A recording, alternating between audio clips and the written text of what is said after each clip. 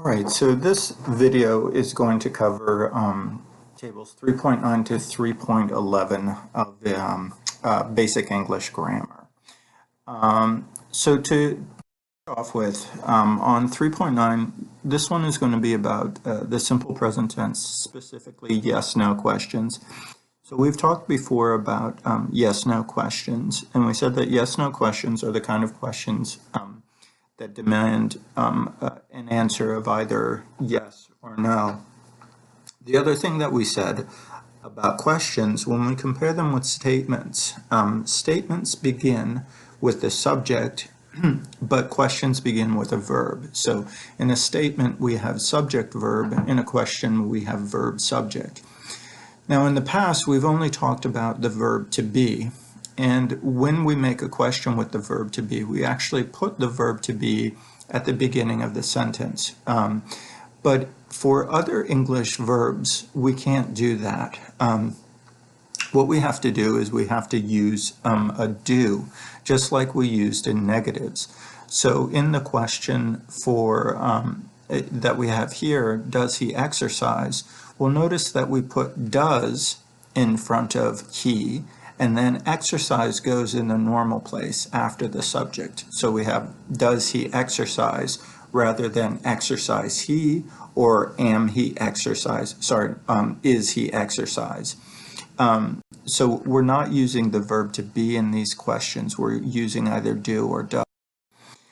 So for the plural form, with the exception of I or you, we're going to use do and then the subject. So do I, and then you have the main form. In this video, it's calling them the simple form. In class, we've been talking about it, the base form. So after the subject, we're going to use the base form of the verb. So with you, then with we, and with they. All of those are going to be using do. But when we get into the singular, specifically the third person singular, we're going to be using does. One thing you want to pay attention to in this one is that if you look at the main verb, you'll see that the main verb is in the base form. So even though we're saying she, we don't have likes. The S just goes on the do. So does she like? Does he like? And does it look? Okay. So let's compare these questions. So here's a yes-no question with a verb to be. Are you a student? But you'll notice that with the verb to be, we don't use do. So we won't say, do you be a student? So are is an irregular, in this case, is irregular in the formation of questions. So let's look at short answers. So do you like ice cream? We say yes, I do, or no, I don't. You'll notice that in the short answer, we're not using the main verb, like. What we're using is the auxiliary verb or the helping verb, do or don't. Again, one thing we need to keep in mind is that with the affirmative short answer questions, we can't use any sort of contractions, but with negative ones we can. So again here, Max, does Max like ice cream? So the answer is only going to use the auxiliary. Yes, he does, or no, he doesn't. And again, remember that word auxiliary and helping verb, they mean pretty much the same thing. So let's take a look at this. Our long answer is, I like to ride horses. So the question, and again, the question is going to be a yes-no question, is going to be, do you like to ride horses? Remember, when the answer is I, we're going to change the question to you. And the short answer will be, yes, I do. So here's the long answer. They have a baby. So they is plural, so we're going to use do they have a baby? And the short answer is going to be, yes, they do. Here we have Gerardo teaches math. So Gerardo is singular, third person, so it will be, does Gerardo teach math? Notice that we don't say, does Gerardo teaches math? That S moves over to the do. And the answer would be yes, he does. Here, cows don't bark. Bark is the name of the sound a dog makes. So the question is just going to be, so if we look at cows, cows are plural. So it's going to be, do cows bark? And the short answer is going to be, no, they don't. Okay? One thing we want to pay attention to is that when we're making a question right now, we don't want to make the question negative. So we don't want to say, don't cows bark. We want to make it an affirmative question, do cows bark? So moving on to the next one. Now we're going to be talking about informational questions. And we said that there was a couple of differences between yes-no questions and informational questions. One thing was that yes-no questions will be answered with just yes or no, and informational questions will be answered with some information. But another difference is that yes-no questions start with the verb, whereas informational questions start with a question word and then the verb. So if we compare these two sets of questions, we have where do they live and do they live in Baltimore? The first one is an informational question, and it starts with the question word where. The second one is a yes-no question that starts with the verb do. Similarly, what do they study and do they study English? The first one's an informational question, and the second one's a yes-no question. So moving on. So again, here we look at a yes-no question. Do they live in Baltimore? Yes, they do, or no, they don't. But when we have an informational question, rather than starting with the do, we're going to be starting with where. And also our answer, our short answer, is going to be the information. Where do they live? Our short answer is just in Baltimore. So again here, do they study English? This starts with the verb do, and the short answer is yes, they do, or no, they don't. But what do they study? That starts with the question word, and then the do, and then the subject, and then the verb. And our short answer is just English.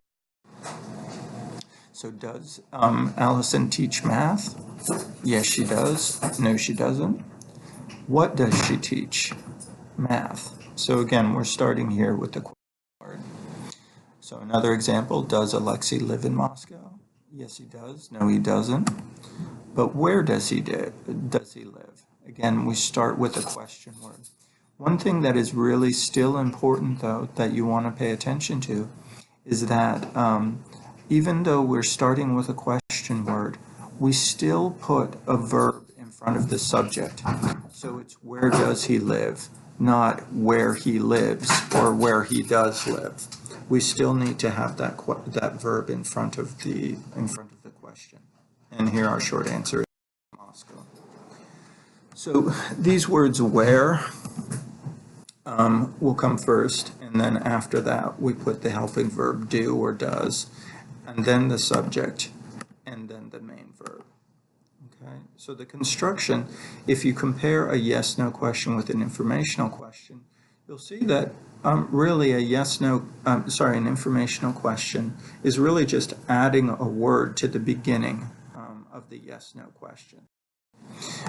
So similarly, the same thing is true for when we're doing a question with what, with where, or what. So let's look at this one. So here the answer is yes, he does. So this is going to be a yes-no question. And the long answer is the child has a toothbrush. So the question is going to be, does the child have a toothbrush? In this one, the short answer is in the bathroom. So this is not a yes-no question, and it's asking about a location. So we're going to be using where. So it's going to be, where does he brush his teeth? Here our answer is yes, she does. So again, it's a yes-no question. So does Lucy work at the library? So our last section here is about another set of informational questions, when and what time. So when and what time are both asking about the timing of something, but they do have a slight difference, and we can take a look at the answers. But in terms of their construction, it's going to be the same. We'll start with the question word, then we'll have the verb do or does, and then the subject, and then the main verb. And again, our short answer is just going to be the information. So we can look at these ones and we can see that they mean actually the same thing. When and what time, we get the same answer. So when does he exercise? At 10 o'clock. What time does he exercise? At 10 o'clock. We can also add the word usually for what time. You'll notice that usually, again, comes in front of the main verb. The frequency adverb comes in front of the main verb, okay, just like what we learned. So in this one, the pool closes at 6 p.m., so we have two choices. We could say when or what time does the pool close. I eat lunch at 12 o'clock. Again, when or what time do you eat lunch? I usually go to bed at 11, so then the question is going to be, when or what time do you usually go to bed? Okay, and we notice again that usually comes in front of the main verb go. So that ends this one. The one point that isn't mentioned in this book, but is true as well, is that the difference between when and what time is that what time can only be answered with a time on the clock. So if you say what time, you're asking about 11, 12, some time at the clock. When can be answered with a time on the clock, but can also be answered with a day, tomorrow, a year, 2011, or a month, any other sort of time words. Okay, all right, great. We will see you in class. Take care. Bye.